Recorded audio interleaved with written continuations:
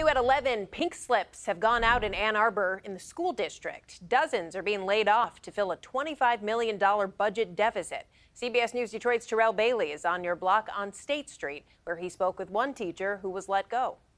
Layoff notices have gone out pertaining to Ann Arbor Public Schools. Now the question for some becomes, what lingering effects will it have on the upcoming school year? Several of my colleagues are waiting to till August. They're not even applied to other jobs because they want to get back in here so badly. They're just hoping for a callback. Many are leaving the profession for good. Daniel Crowley is one of several dozen teachers that's been laid off by Ann Arbor Public Schools. The 8th grade language arts teacher has been with the district for over 3 years. After a major budget shortfall revealed earlier this year, it's the kids he thinks about. I think my fear is, what are the long-term repercussions of asking your teaching staff to take on more and more and more as you diminish resources in other areas? The school board opted to allow up to 141 layoffs in lieu of the $25 million budget shortfall.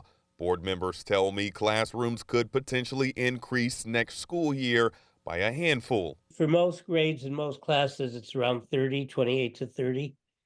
So I won't trust our interim superintendent when she says we will not go above that. Of course, there'll be classes here or there, as there always are. This all stems from a reported $14 million bookkeeping error from the previous administration. I'm told a review is underway to determine how it occurred. It led the board to believe they had more money in their fund when in reality it was much lower. Our fund balance, our savings has been under 5% for 2 years now. This might be, for 2 years now. We are working with the state. We're required to have monthly meetings with the state to make sure our finances are back on the rise and stable. Around 56 teachers and staff throughout the district were laid off, while another 50 resigned or retired. Several factors helped determine those cuts. The first layer were discipline issues and ineffective evaluations. And after that, it went to seniority. With Thursday being the final day in school, it's a chapter that's closing for teachers like Daniel. He just wishes there was more community inclusion when planning to avoid a major deficit going forward. And so it felt like when that $25 million deficit was announced, mine and so many of my colleagues' biggest concern was, how is that going to impact the children who are already not being served in the way that they deserve?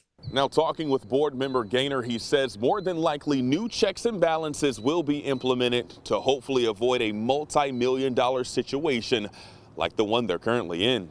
In Ann Arbor, Terrell Bailey, CBS News, Detroit.